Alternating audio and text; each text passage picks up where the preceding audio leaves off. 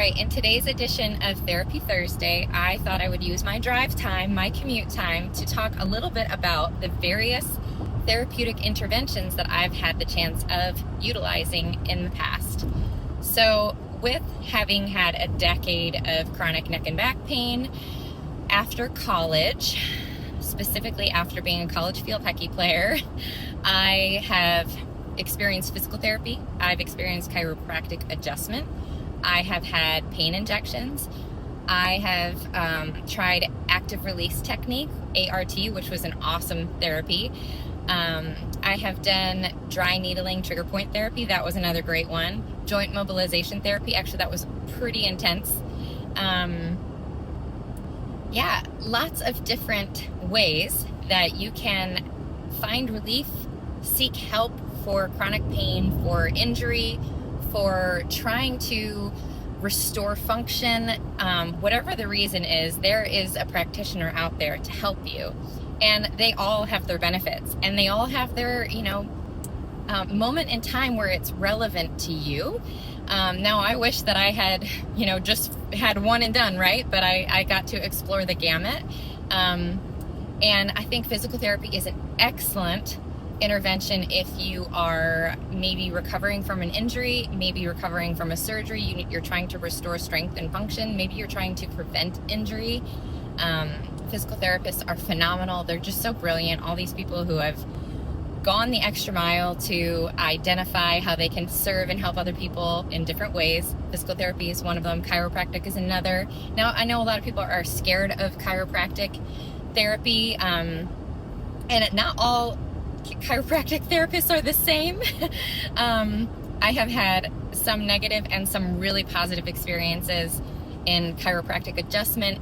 Adjustment is excellent for realigning the spine, which also benefits the nervous system.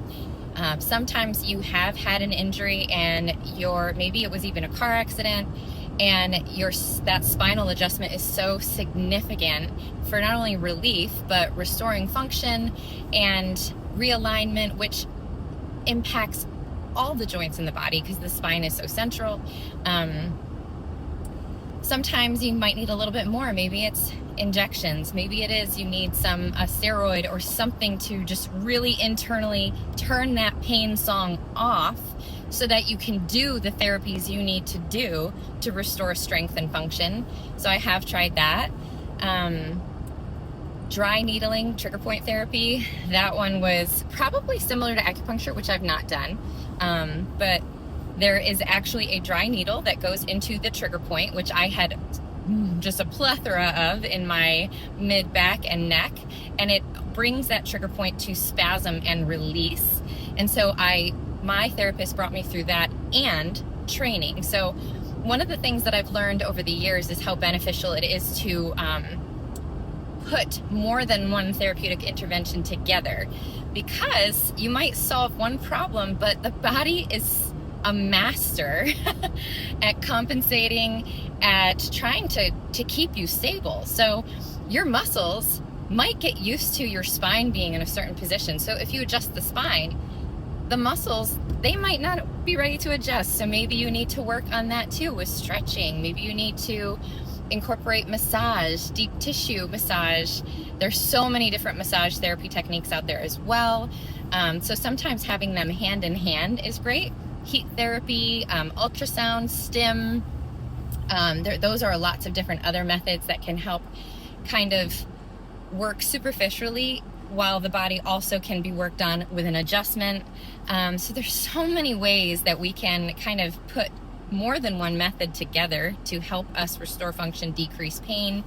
Active release technique was another one where the therapist manually can put pressure on different muscles, different joints, ligaments, almost, and then you are actively participating. That's why it's called ART, active release technique. You're actively participating to get some release in there and almost break up some of that scar tissue. That was a really powerful one as well. As you can see, I've had my experience with different interventions, and having had a history of pain in all three portions of the spine, cervical, thoracic, and lumbar, there was different techniques that served different aspects of my spine better than others. I actually do not enjoy massage at all on my cervical spine. I think that has a lot to do with some nerves and some discs. So any kind of pressure or even light touch on a certain disc, it stings. Joint mobilization therapy was very difficult, but very, very important. After years of being locked up in my spine, my spine kind of fused into one segment. Instead of it being cervical, thoracic, lumbar, it was like, we're just going to be one unit. So your spine is not meant to be one unit. Like I shared before, your cervical spine has a little bit of this, from the base of the skull, a little bit of this curve. That's natural kyphosis. And then you go into the thoracic spine and it starts to curve, and the lumbar spine starts to curve in that lordosis.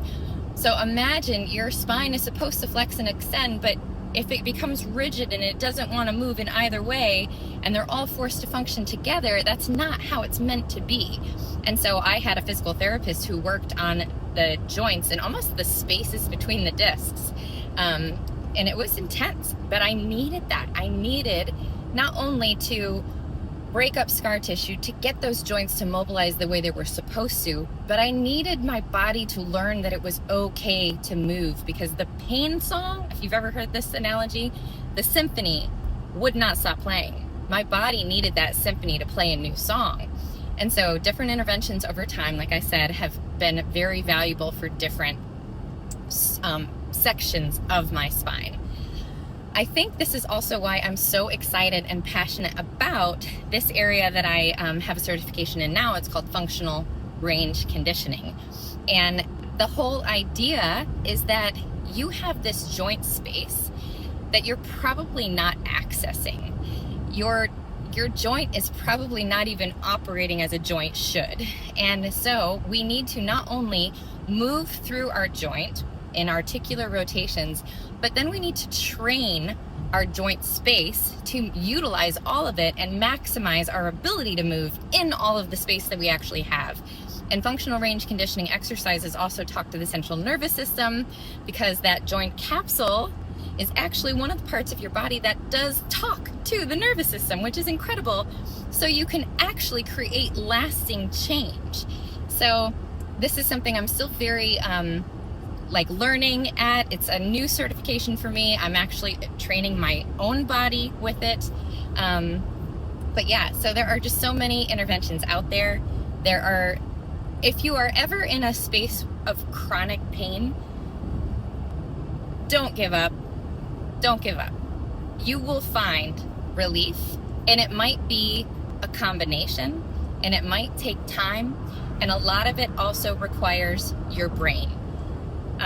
Chronic pain can turn on the anxiety song as well. So sometimes you need to deal with anxiety to get your body to relax and not keep telling you that the bad pain is going to return upon one movement that you might have PTSD with.